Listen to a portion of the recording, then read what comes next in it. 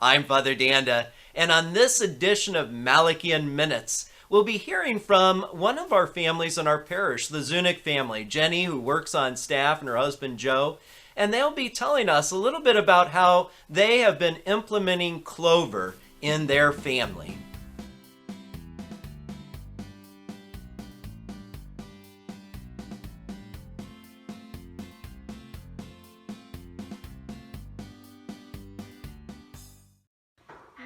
Zeunik Family.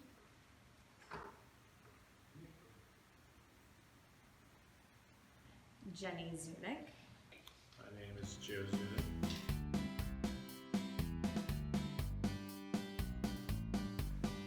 Clover. What does Clover mean? Clover. I believe it's cookies. Clover means confession, Laundry. life, Oreos. Our Lady, Vacation. Vocations, Ears.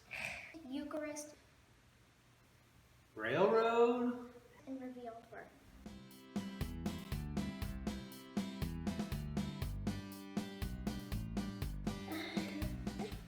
Oh no.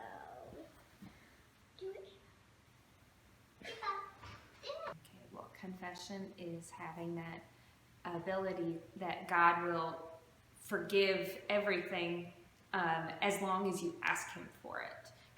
And I think that that is actually one of those parts of my Catholic faith that is growing better.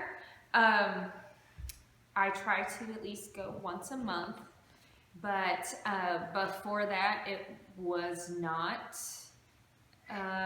once a month. I think at one point I might have gone a couple years, and then but once I finally went, and it was actually my husband who kept at the time I thought pestering me to go. Once I started going a bit more regularly, I saw the benefits of confession and what it could do for me, because if it does good in me, that means that I'm able to be a better person, which means a better wife, a better mother, and so just knowing that that's always there for me if I need it has been a blessing. I do remember taking Macy to her first. What was that like, seeing her receive that sacrament? It was beautiful to see that she is also able to receive God's mercy in that way, and I hope we try to make it not a scary thing for her, get her exposed to it, as having Macy go once a month as well, so it's not a scary thing she perceives it as, but help her to perceive it as this beautiful encounter with Jesus.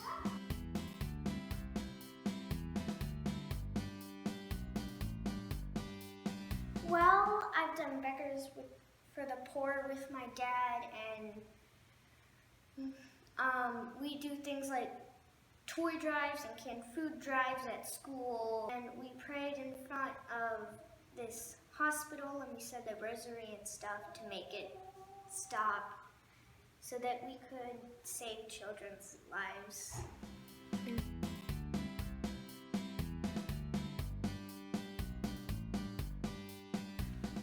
Our Lady is my mommy in heaven, and I like to wear her mantle, her protection. I wear it every day. Who is that you're holding? Scapular.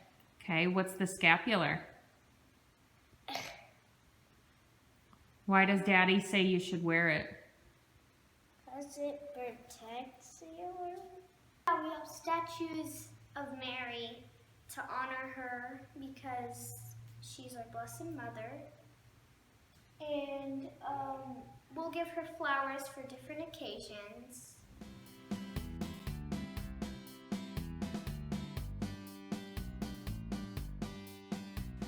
vocation is a calling from God, but it's not like going to work, like you're going to work as a firefighter, you're going to work at McDonald's. It's kind of like if he's telling you to be married, to be a single, to be a priest, be a brother, or be a nun or a sister. That's usually what a vocation is. Okay, the goal of marriage is to get the other person into heaven. So we work together to make sure that we become the best version of ourselves. It's never 100% perfect, but it's so hard with him staring at me like that right now. Dad. Also, obviously, one of the things that we've done with our marriage as well is to have our 3 beautiful girls. And obviously, too, raising them in the Catholic faith, and so teaching them all of those different elements of our Catholic faith. And it's kind of nice to have that outline of Clover, to know the specifics that Father Danda would like for us to work on. We're not perfect in all those areas, but we do try to work on them.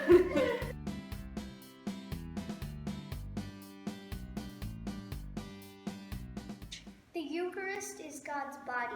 It's in blood. It's going from wine to bread, going to his body and blood. And we receive it every time we go to Mass. Okay. Have you been in the Blessed Sacrament Chapel before? Yeah. Okay. What do you do when you're in there? Pray. Another aspect of, I guess, the Eucharist is adoration, and St. Malachy has the Blessed Sacrament Chapel, which you can access 24/7, 365, and for me, I just love spending that one-on-one time with Jesus himself. So he is truly present in the Eucharist. The Eucharist is in the tabernacle, so I get that just alone time to talk to him, to listen to him, to sometimes just sit there. I'm not saying every moment in there is earth-shattering. Sometimes it is, sometimes it isn't, but it's just spending time with my Creator, the love of my life. So sometimes I take the girls into the chapel. I know it's going to be chaotic going in, so I usually plan to be there a short time, especially if someone else is in there when I take them in. But it's just to get them exposed to that aspect of the relationship with Jesus, that he's there for them, he wants to see them. And oftentimes if I'm at the school or the church, it's like I view it kind of as that friendship, that if I'm there, I want to stop in, at least say hi. And sometimes that's all we do. We're only in there like a minute or so. But it's at least like that, acknowledging his presence and exposing them to that. And that he's a loving God who wants to be with us and have a relationship with us. So trying to get them to realize that at a young age.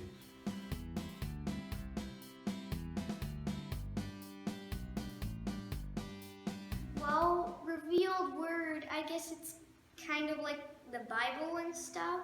Sometimes we'll pray sometimes we'll do the catechesis, and we'll read and watch different things about the Bible and the Eucharist. We read from like saint books and stuff. I believe we read a few Bible things once, about every night. Okay. What do you pray?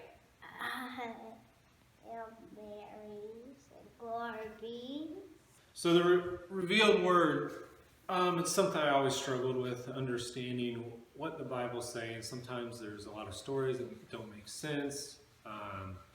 They seem to contradict each other. And when you actually look into it and read the Catholic perspective on these readings and how the Old Testament is revealed in the New. And when you really unfold all this stuff and see that God has been doing these amazing things since the beginning of time, and these stories all connect, and he foreshadows so much in the Old Testament that led to what's revealed in the New Testament. And when you start to realize that, it blows your mind what he's actually doing.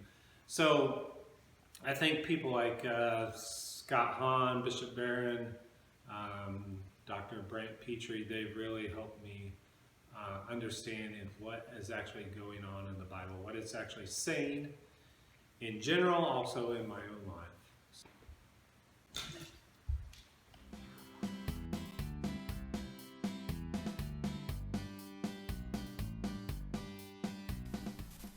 I hope you enjoyed the thoughts and ideas that the Zeuniks have given to us, and their good witness of trying to grow in their faith, to become the disciples that Jesus desires them to be. We all need to take small steps in implementing Clover into our life. We want to continue to grow. And so until next time, I'm Father Dana. God bless you.